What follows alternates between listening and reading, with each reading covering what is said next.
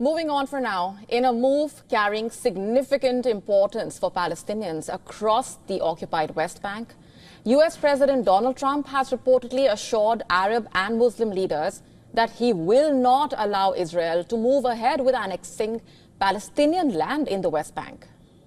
In fact, the US President co-hosted high-level meeting with leaders from Qatar, Jordan, Turkey, Indonesia, Pakistan, Egypt, the UAE, and Saudi Arabia, where Trump expressed firm opposition to any attempt by the Israeli Prime Minister to seize the West Bank.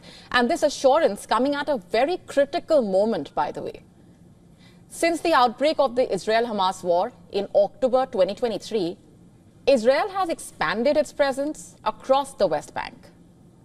According to an Israeli liberal advocacy organization, Israel has taken over more than 120 illegal outposts during this period.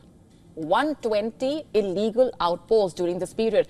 That is nearly 40% of all such sites documented since 1996.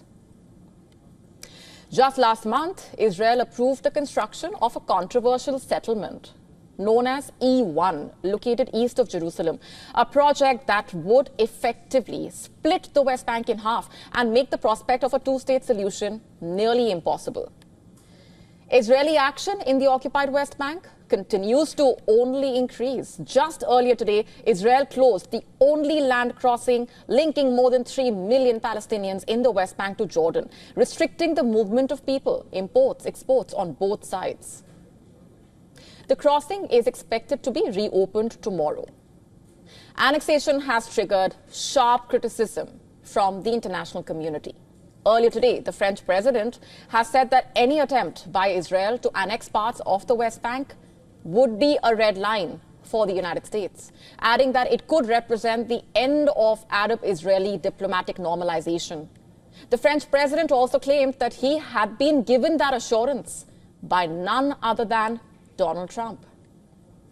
Arab leaders have also said that any formal takeover of Palestinian land could not just impact the future of the two-state solution, but also the Abraham Accords. The US brokered agreements from Trump's first term that normalized ties between Israel and several Arab nations.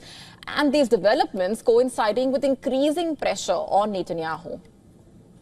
A large number of countries, including US allies like Britain, France, have recently recognized the Palestinian state. And calls from some of the far-right members of Netanyahu's coalition to push for annexation have been growing. Elections are scheduled in Israel next year.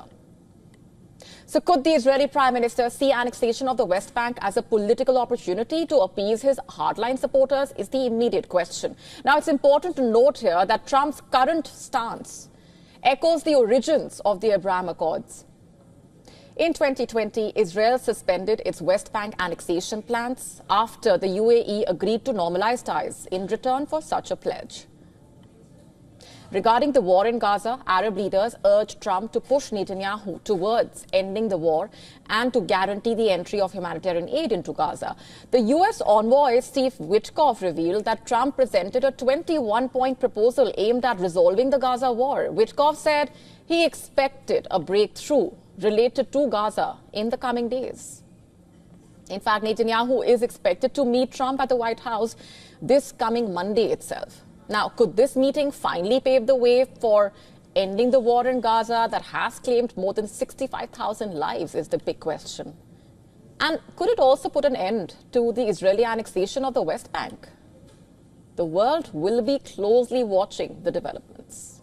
To stay up to speed with the latest news, download the WION app and subscribe to our YouTube channel.